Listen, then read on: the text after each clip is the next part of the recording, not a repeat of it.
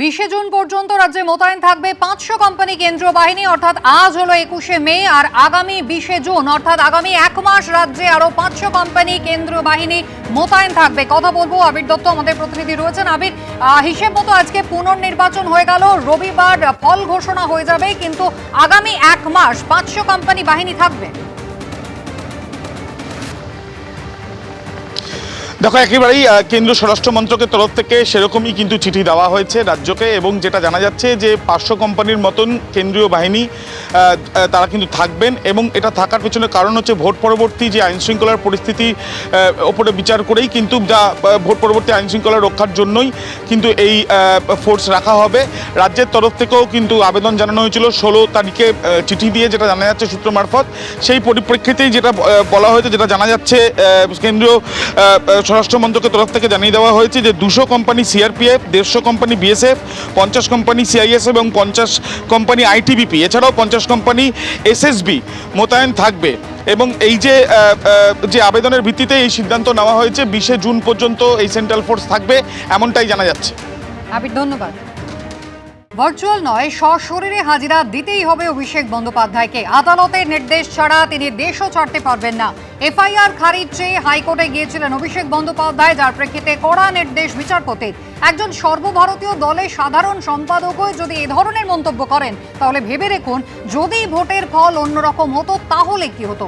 অভিষেকের এফআইআর খারিজ মামলায় তাৎপর্যপূর্ণ এই মন্তব্য করেছেন বিচারপতি সৌগত ভট্টাচার্য। হয়তো সম্পূর্ণ শান্তি থাকতো, মন্তব্য করেছেন অভিষেক বন্দ্যোপাধ্যায়ের আইনজীবী কল্যাণ বন্দ্যোপাধ্যায়। আমাদের রাজনৈতিক ইতিহাস খুব ভালো কথা বলে না। অভিষেক বন্দ্যোপাধ্যায়ের মামলায় এই মন্তব্য করেন হাইকোর্টের বিচারপতি সৌগত ভট্টাচার্য। মানুষ ভালোর কথা ভেবেই 2011-এ পরিবর্তন এনেছিল। মানুষ 2026 সালেও ভালোর কথাই ভেবেছে, এমনটাই সওয়াল করেছেন কল্যাণ বন্দ্যোপাধ্যায়। সেটা সময় বলবে, মন্তব্য করেছেন বিচারপতি। তৃণমূল সাংসদকে তদন্তের সহযোগিতার নির্দেশ দিয়েছে হাইকোর্ট। তদন্তের নামে হেনস্থা করা হবে, ভার্চুয়ালি হাজিরার সুযোগ দেওয়া হোক। হাইকোর্টে এমনটাই আবেদন করেন অভিষেক বন্দ্যোপাধ্যায়ের আইনজীবী কল্যাণ বন্দ্যোপাধ্যায়। না, সেটা হয় না, হাজিরা দিতেই হবে, নির্দেশ দিয়েছে আদালত। একজন সাংসদ হয়ে কিভাবে এ ধরনের মন্তব্য তিনি করলেন? অভিষেক বন্দ্যোপাধ্যায়ের মামলায় এই প্রশ্নই করেছেন বিচারপতি সৌগত ভট্টাচার্য। আইন না মেনে কোনো পদক্ষেপ করব না, জানালো রাজ্য সরকার। অভিষেক বন্দ্যোপাধ্যায়কে ডাকতে হলে 48 ঘন্টা আগে নোটিশ দিতে হবে। 30শে জুলাই বা পরবর্তী নির্দেশ না দেওয়া পর্যন্ত বহাল থাকবে রক্ষা কবচ। কোর্টের নির্দেশ ছাড়া কোনো কড়া পদক্ষেপ করতে পারবে না পুলিশ। অভিষেক বন্দ্যোপাধ্যায়ের মামলায় নির্দেশ কলকাতা হাইকোর্ট। আমরা কোর্টের থেকে প্রোটেকশন চেয়েছিলাম, কারণ আমাদের এটা মনে হচ্ছে এটা রাজনৈতিক উদ্দেশ্য প্রণোদিতভাবেই কমপ্লেনটা করা হয়েছে, এবং কোর্ট ওনাকে প্রোটেকশন দিয়েছে যে ওনার এগেন্সটে কোনো কোয়ার্সিভ অ্যাকশন নেওয়া যাবে না, অ্যারেস্ট করা যাবে না। আর ইনভেস্টিগেশন যেমন চলবে, ওনার যা পুলিশের ওনার থেকে জানার থাকবে সেটা পুলিশ জানতে পারে, কিন্তু নোটিশ দিলে 48 আওয়ার্সে 48 ঘন্টার নোটিশ ওনাকে দিতে হবে, এবং তারপরে উনিকে কমপ্লাই করবেন। কলকাতা পুরসভার মাসিক অধিবেশন স্থগিত করা হলো। কাল মাসিক অধিবেশন বাতিল করেছিলেন পুর সচিব, আপাতত তা স্থগিত করা হচ্ছে বলে জানা যাচ্ছে। আরো বিস্তারিত জানাতে অর্ণব মুখোপাধ্যায় আমাদের সঙ্গে রয়েছেন সরাসরি। অর্ণব, কি জানতে পারছো?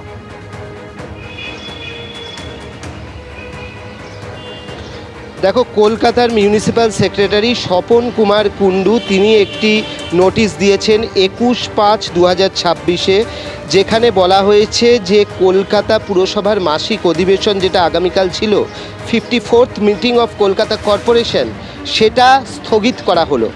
অর্থাৎ কালকে যে মাসিক অধিবেশন, সেই মাসিক অধিবেশন হচ্ছে না।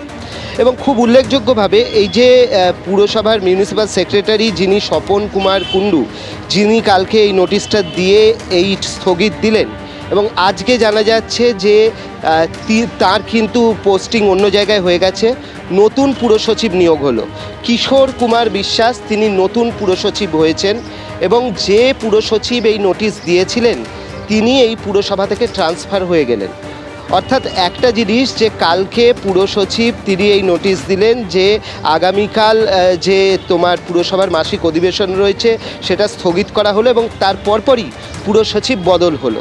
তো এই বদলের মানে নির্দিষ্ট নিয়ম মেনে বদল না অন্য কোনো কারণ রয়েছে সে ব্যাখ্যা এখনও নেই, কিন্তু পুরসচিব বদল হয়েছেন। অন্যদিকে তোমাকে বলে রাখি যে কয়েকদিন আগে আমরা দেখেছিলাম যে মেয়র পরিষদ যে বৈঠক, সেই বৈঠকও কিন্তু বাতিল হয়েছিল। তার কারণ হচ্ছে পুরো কমিশনার তাতে থাকতে পারবেন না বলেছিলেন, এবং সেই কারণে মেয়র পরিষদ বৈঠক, সেই বৈঠক বাতিল হয়েছিল। এবং আজকে দেখা গেল যে এখানে যে মাসিক অধিবেশন রয়েছে, পুরসভার মাসিক অধিবেশন, সেই মাসিক অধিবেশনটাও কিন্তু স্থগিত করে দেওয়া হলো, অর্থাৎ আগামীকাল হচ্ছে না। কিন্তু তার সঙ্গে আরেকটা গুরুত্বপূর্ণ তথ্য, একটু আগে কাইজার জামিল, যিনি হচ্ছেন তৃণমূলের কাউন্সিলর 60 নম্বর ওয়ার্ডে, তিনি একটু আগে আমাদের যেটা বলে গেলেন যে স্থগিত হয়েছে, কিন্তু মেয়র সব কাউন্সিলরদের কালকে আসতে বলেছেন। অর্থাৎ পুরসভার মাসিক অধিবেশন অফিসিয়ালি স্থগিত হয়েছেন, কিন্তু কাউন্সিলরদের অনেককেই ফোন করে মেয়র আগামীকাল আসতে বলেছেন। সুতরাং সেই জায়গাটাও খুব গুরুত্বপূর্ণ। তোমাকে দেখাবো যে এই আমরা রয়েছি কলকাতা পুরসভার সামনে, এবং সেই কলকাতা পুরসভা কয়েকদিন ধরেই যেখানে ডামাডোল চলছে। আমরা জানি যে একদিকে অভিষেক বন্দ্যোপাধ্যায়ের বাড়িতে বিভিন্ন নোটিশ যাচ্ছে, মেয়র বলছেন যে তারা এই বিষয়ে কিছু জানেন না, এটা ডিপার্টমেন্ট থেকে পাঠানো হচ্ছে, এরকম বিভিন্ন যখন ডামাডোল চলছে, তার মাঝখানে নতুন সংযোজন হলো যে সেক্রেটারি নোটিশ দিয়ে পুরসভার মাসিক অধিবেশন স্থগিত করলেন, এবং তারপরে সেক্রেটারি বদল হয়ে গেল, এবং আগামীকাল অফিসিয়ালি পুরসভার মাসিক অধিবেশন হচ্ছে না, কিন্তু যারা তৃণমূলের কাউন্সিলর রয়েছে তাদেরকে আসতে বলা হয়েছে পুরসভাতে, এরকমটা এক কাউন্সিলর একটু আগে জানিয়েছেন। সুতরাং কোন দিকে যাচ্ছে পুরসভার রাজনৈতিক ভবিষ্যৎ, সেদিকটা নিয়ে কিন্তু একটা প্রশ্ন থাকছে। এবিপি আনন্দ, এগিয়ে থাকে, এগিয়ে রাখে।